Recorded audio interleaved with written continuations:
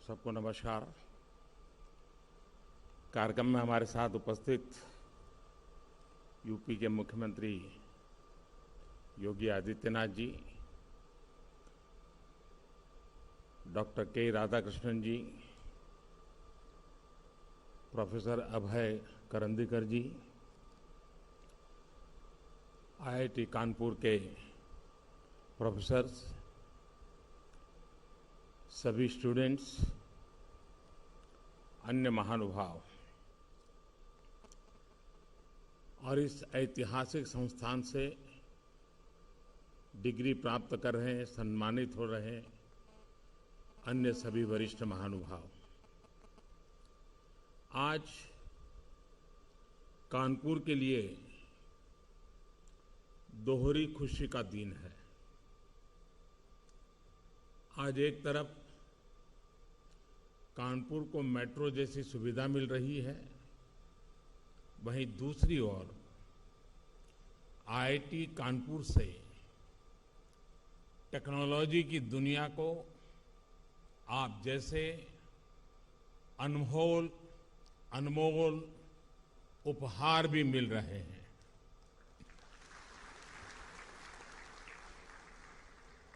मैं अपने हर युवा साथी को ढेरों शुभकामनाएं देता हूं।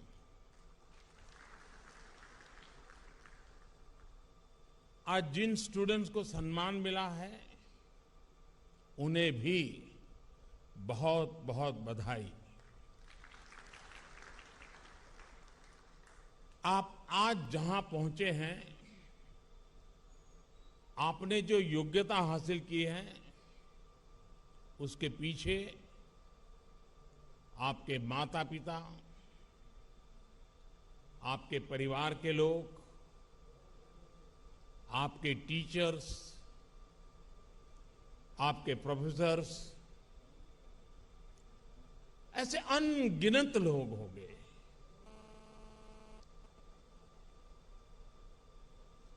उन सबकी बहुत मेहनत रही है,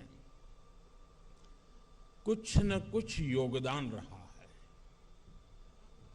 मैं आज आपके जीवन को गढ़ने में जिन जिन का योगदान रहा है, मैं उन सभी का भी, विशेष करके आपके माता पिता का हृदय से अभिनंदन करता हूं।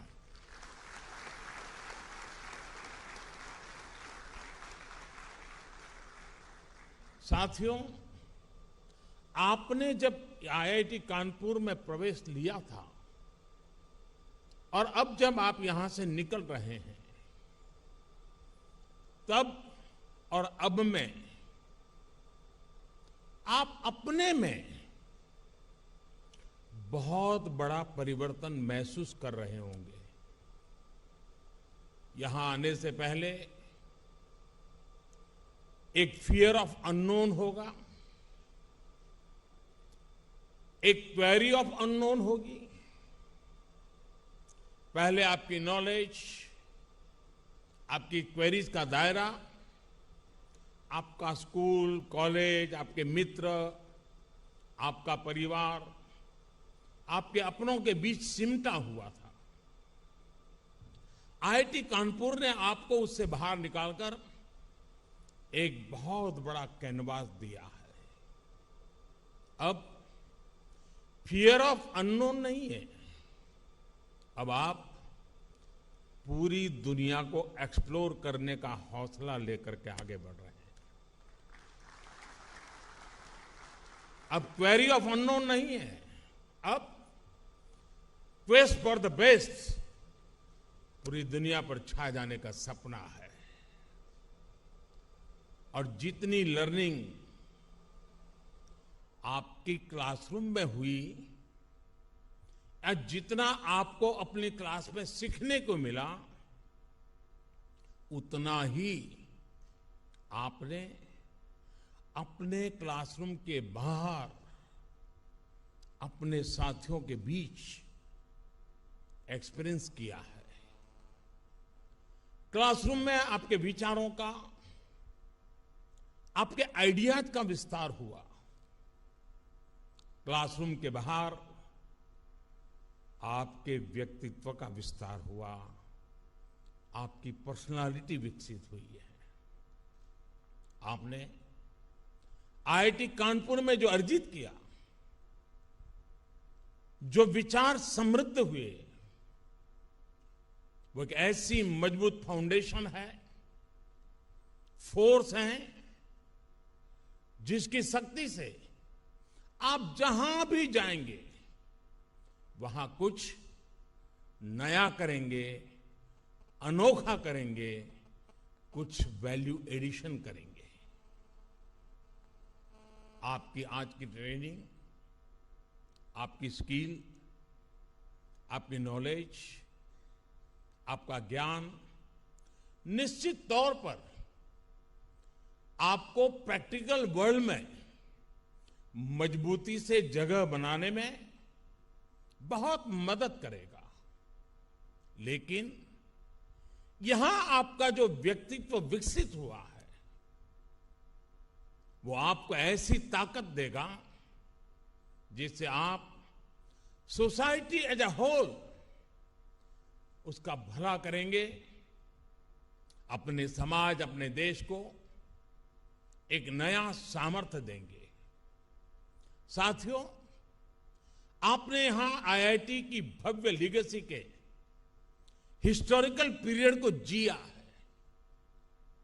आपने विविधताओं से भरे भारत के वैभव के साथ वर्तमान को जिया है। भव्य लीगेसी और वाइब्रेंट प्रेजेंट, इन दो पिलर्स पर, इन दो पटरियों पर आज आप अपने उज्जवल भविष्य की यात्रा शुरू कर रहे हैं। ये यात्रा शुभ हो,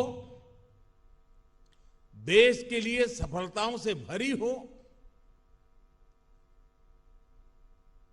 आज जब आपके बीच हूं तो मैं यही कहूंगा, मेरी आप सबसे यही कामना रहेगी। साथियों, इस साल भारत ने अपनी आजादी के 75वें वर्ष में प्रवेश किया है। हम सभी अमृत महोत्सव मना रहे हैं। आपने जहेज शहर में अपनी डिग्री पाई है। उस कानपुर का अपना शानदार इतिहास रहा है।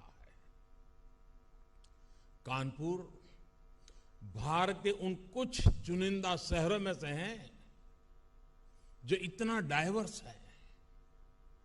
सत्ती चौरा घाट से लेकर मदारी पासी तक, नाना साहब से लेकर बटुकेश्वर दत्त तक, जब हम शहर की सैर करते हैं तो ऐसा लगता है जैसे हम स्वतंत्र संग्राम के बलिदानों के गौरव की, उस गौरवशाली अतीत की सैर कर रहे हैं। इन स्मृतियों के बीच आप सभी पर देश को अगले 25 वर्षों तक दिशा देने, देश को गति देने का दायित्व है। अब कल्पना करिए, जब 1930 में 1930 में दांडी यात्रा शुरू हुई थी, तब उस यात्रा ने उस टाइम पीरियड को, पूरे देश को कितना आंदोलित कर दिया था। उस समय देश जितना चार्ज था, उसने आजादी के लिए भारत के जन जन में एक अभूतपूर्व विश्वास पैदा कर दिया था। हर भारतवासी के मन में विजय का विश्वास भर दिया था। 1930 के उस दौर में जो 20-25 साल के नौजवान थे, 1947 तक उनकी यात्रा और 1947 में आजादी की सिद्धि उनके जीवन का गोल्डन फेज थी। आज आप भी एक तरह से उस जैसी ही गोल्डन एरिया में कदम रख रहे हैं। ये गोल्डन एरा है आपके लिए। जैसे राष्ट्र के जीवन का अमृत काल है, वैसे ही ये आपके जीवन का भी अमृत काल है। अमृत महोत्सव की इस घड़ी में जब आप आईआईटी की लीगेसी लेकर निकल रहे हैं, तो उन सपनों को भी लेकर निकले कि 2047 का भारत कैसा होगा। आने वाले 25 सालों में भारत की विकास यात्रा की बागडोर आपको ही संभालनी है। जब आप अपने जीवन के 50 साल पूरे कर रहे होंगे, उस समय का भारत कैसा होगा, उसके लिए आपको अभी से ही काम करना होगा। और मुझे पता है, कानपुर आईआईटी ने, यहां के माहौल ने आपको वो ताकत दी है कि अब आपको अपने सपने पूरे करने से कोई रोक नहीं सकता।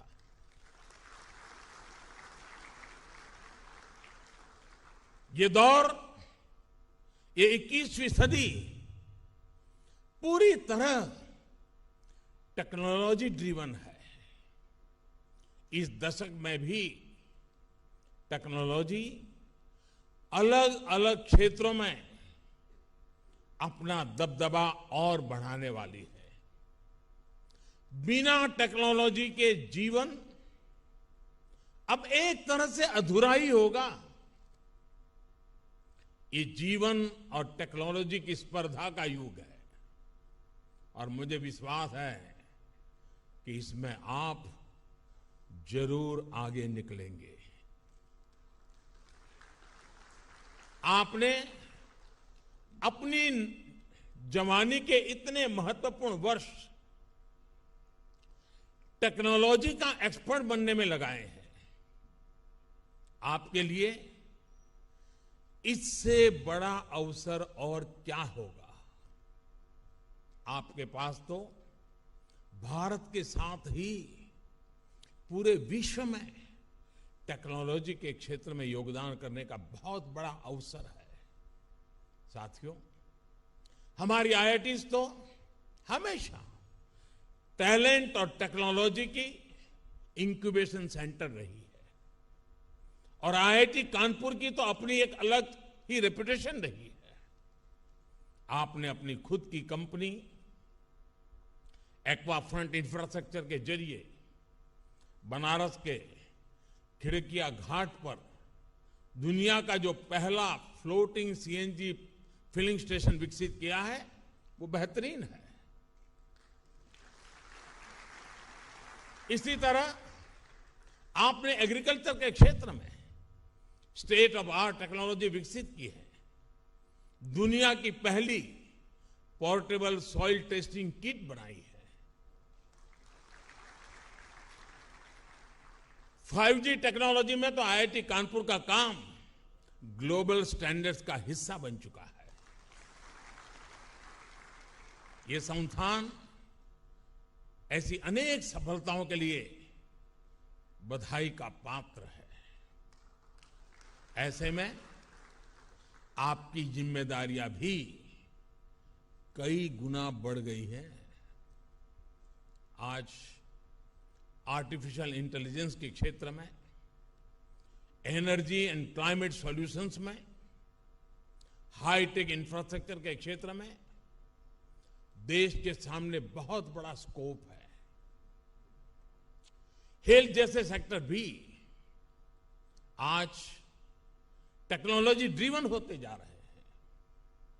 हम एक डिजिटल डायग्नोसिस के एरा में है, रोबोट असिस्टेड ट्रीटमेंट के एरा में पैर रख रहे हैं। हेल्थ डिवाइसेस अब घर की एसेंशियल बन गई है। डिजास्टर मैनेजमेंट में चुनौतियों का सामना भी हम टेक्नोलॉजी के जरिए ही कर सकते हैं। आप कल्पना करिए, हम कितनी व्यापक संभावनाओं के गेट पर खड़े हैं। ये संभावनाएं आपके लिए हैं, इनमें आपकी बहुत बड़ी भूमिका है। ये आपके लिए देश के प्रति केवल जिम्मेदारियां नहीं, बल्कि ये वो सपने हैं जिन्हें हमारी कितनी ही पीढ़ियों ने जिया है। लेकिन उन सपनों को साकार करने का, एक आधुनिक भारत बनाने का वो सौभाग्य आपको मिला है, आपकी पीढ़ी को मिला है। साथियों, आज आप 21वीं सदी के जिस कालखंड में हैं, वो बड़े लक्ष्य तय करने और उन्हें प्राप्त करने के लिए पूरी शक्ति लगा देने का है। जो सोच और एटीट्यूड आज आपका है, वही एटीट्यूड देश का भी है। पहले अगर सोच काम चलाने की होती थी, तो आज सोच कुछ कर गुजरने की, काम करके नतीजे लाने की है। पहले अगर समस्याओं से लाने की है, पहले अगर समस्याओं से पीछा छुड़ाने की कोशिश होती थी, तो आज समस्याओं के समाधान के लिए संकल्प लिए जाते हैं। समाधान वो भी स्थायी, स्टेबल सॉल्यूशंस। आत्मनिर्भर भारत इसका बहुत बड़ा उदाहरण है। साथियों, हम सभी ने देखा है कि परिवार में भी जब कोई 20-22 साल का हो जाता है, तो घर के बड़े बुजुर्ग बार बार सुनाते हैं कि अब समय आ गया है, अपने पैरों पर खड़े हो जाओ। और मुझे पक्का विश्वास है, आप जब यहां से घर अब जाओगे जरा मिलने के लिए माता पिता को, तो पहला यही सुनोगे कि भाई अब मेरा काम पूरा हो गया, अब अपने पैरों पर खड़े हो जाना। हर माँ बाप यही कहने वाले हैं, और अगर देर कर दी तो बार बार सुनने को मिलेगा। घर के बड़े बुजुर्ग, माता पिता ऐसा इसलिए करते हैं ताकि आप आत्मनिर्भर बने, आप अपने सामर्थ्य को पहचाने, आप सपने देखें, उनको संकल्प में परिवर्तित करें और जी जान से उसे सिद्ध करके रहें। हमारे भारत ने भी तो आजादी के बाद अपनी यात्रा नए सिरे से शुरू की थी। जब देश की आजादी को 25 साल हुए, तब तक हमें भी अपने पैरों पर खड़ा होने के लिए बहुत कुछ कर लेना चाहिए था। तब से लेकर अब तक बहुत देर हो चुकी है। देश बहुत समय गंवा चुका है। बीच में 2 पीढ़ियां चली गई, इसलिए हमें 2 पल भी नहीं गंवाना है। साथियों, मेरी बातों में आपको अधीरता नजर आ रही है, और बहुत स्वाभाविक है कि आपको अधीरता लगती भी होगी। लेकिन मैं चाहता हूं, और जब आज कानपुर की धरती पर आपके बीच में आया हूं, तो मेरा मन करता है आप भी इसी तरह आत्मनिर्भर भारत के लिए अधीर बने। आत्मनिर्भर भारत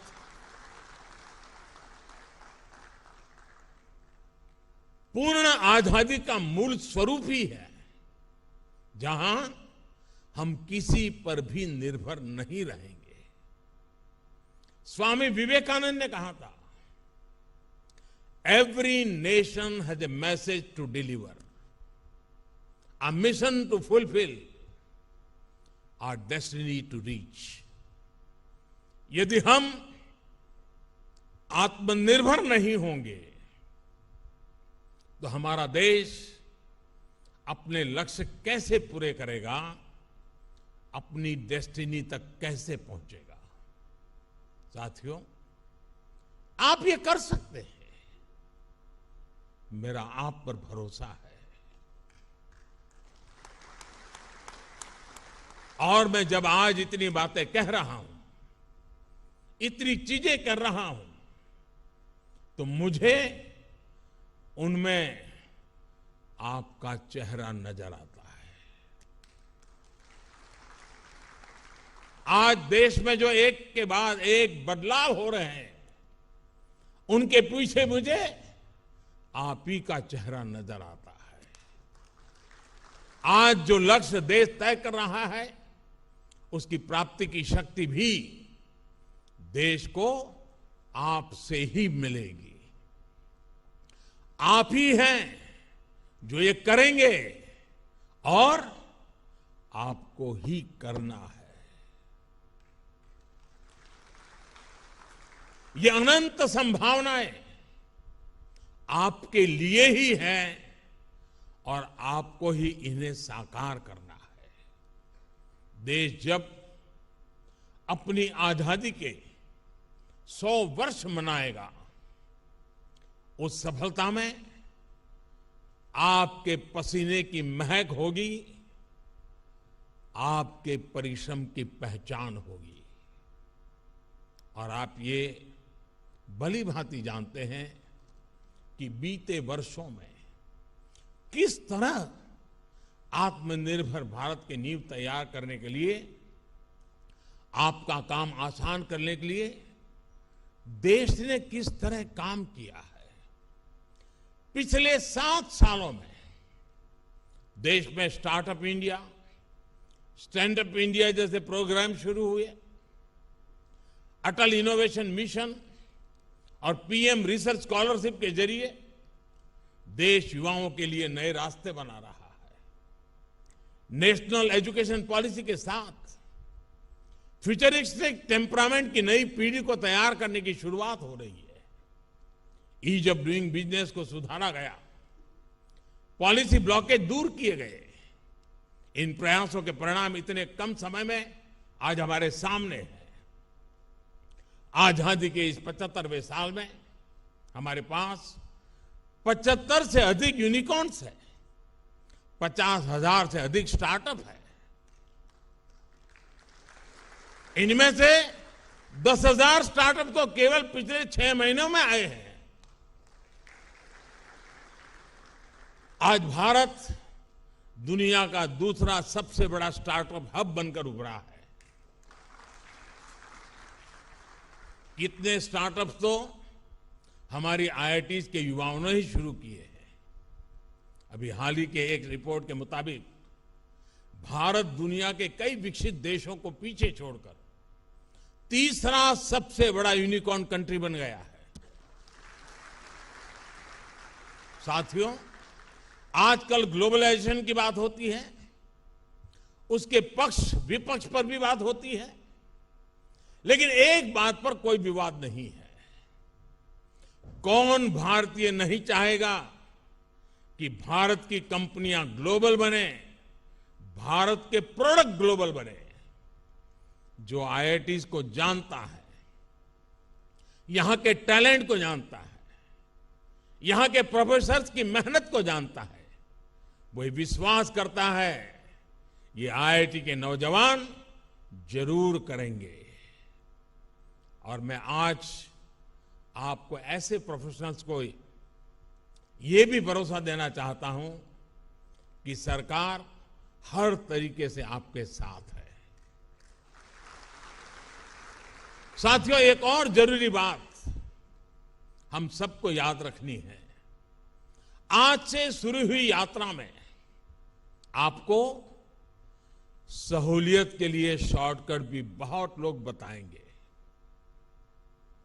लेकिन मेरी सलाह होगी कि आप कंफर्ट और चैलेंज में अगर चुनना है तो मैं आग्रह करूंगा, कंफर्ट मत चुनना, चैलेंज जरूर चुनना। क्योंकि आप चाहें या न चाहें, जीवन में चुनौतियां आनी ही है। जो लोग उनसे भागते हैं वो उनका शिकार बन जाते हैं। But if you are looking for challenges, you are the hunter and the challenge is the hunted. इसलिए आपको एक ऐसा इंसान बनना है जो प्रॉब्लम्स को तलाशता है और अपने मुताबिक, अपनी चॉइस से उनको ये सॉल्यूशंस निकालता है। फ्रेंड्स, आप सभी स्टूडेंट्स आईआईटी के फाइनेस्ट टेक माइंड्स हैं। You all eat, drink, breathe technology. आप लगातार इनोवेशन में ही लगे रहते हैं। फिर भी इन सब के बीच मेरा आपसे एक आग्रह भी है। टेक्नोलॉजी की अपनी ताकत होती है, उसमें कोई बुराई नहीं, और ये आपका पैशन भी है। लेकिन टेक्नोलॉजी की दुनिया में रहते हुए आप ह्यूमन एलिमेंट्स ऑफ लाइफ को कभी मत भूलिएगा। आप अपने स्वयं के रोबोट वर्जन कभी नहीं बनिएगा। आप अपनी मानवीय संवेदनाओं, अपनी कल्पनाओं, अपनी क्रिएटिविटी और क्यूरियोसिटी को हमेशा जिंदा रखिए। अपने जीवन में उन चीजों को भी महत्व दीजिएगा जो जरूरी नहीं कि हमें टेक्नोलॉजी की मदद से ही मिलती हो। आप इंटरनेट ऑफ थिंग्स पर जरूर काम करिएगा, लेकिन इमोशन ऑफ थिंग्स को भूल मत जाइएगा। आप आर्टिफिशियल इंटेलिजेंस के बारे में जरूर सोचिएगा, लेकिन ह्यूमन इंटेलिजेंस को भी याद रखिएगा। आप कोडिंग करते रहिएगा, लेकिन लोगों के साथ अपना कनेक्ट भी बनाए रखिएगा। अलग अलग लोगों से, अलग अलग कल्चर के लोगों से आपका जुड़ाव आपके व्यक्तित्व की ताकत ही बढ़ाएगा। ये नहीं होना चाहिए कि जब इमोशन दिखाने की बात आए तो आपका मस्तिष्क करे HTTP 404 पेज नॉट फाउंड।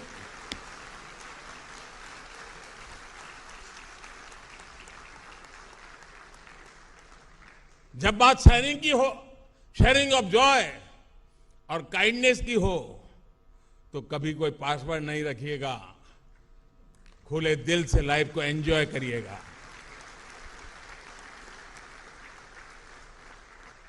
वैसे में जो अभी शेयरिंग ऑफ जॉय की बात की है, तो मुझे पता है कि ये शब्द आपको बहुत कुछ याद भी दिला रहा है। सागर ढाबा,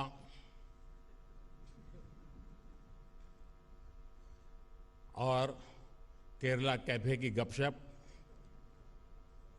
यहां के कैंपस रेस्टोरेंट्स का स्वाद, सीसीडी की कॉफी, ओएटी पर काठी रोल्स,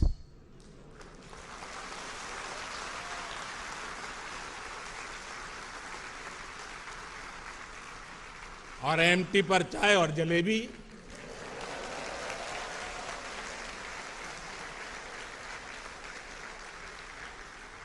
टैग कृति और अंतरंगिनी भी आपको बहुत याद आने वाले हैं। जीवन इसी का नाम है। जगह बदलती है, लोग मिलते हैं, बिछड़ते हैं, लेकिन जीवन चलता रहता है। इसी को कहते हैं चरैवेति, चरैवेति, चरैवेति। मैं अभी देख रहा हूं कि कई सारे स्टूडेंट्स दूसरे लेक्चर हॉल में भी हमारे साथ जुड़े हुए हैं। कोरोना प्रोटोकॉल की वजह से वो वहीं से मुझे सुन रहे हैं। अगर आप लोगों की अनुमति होगी और आपके इस प्रोटोकॉल में कोई तकलीफ ना हो, तो मैं जरूर वहां जाना चाहूंगा, उनसे मिलना चाहूंगा, उनसे रूबरू मिलूंगा।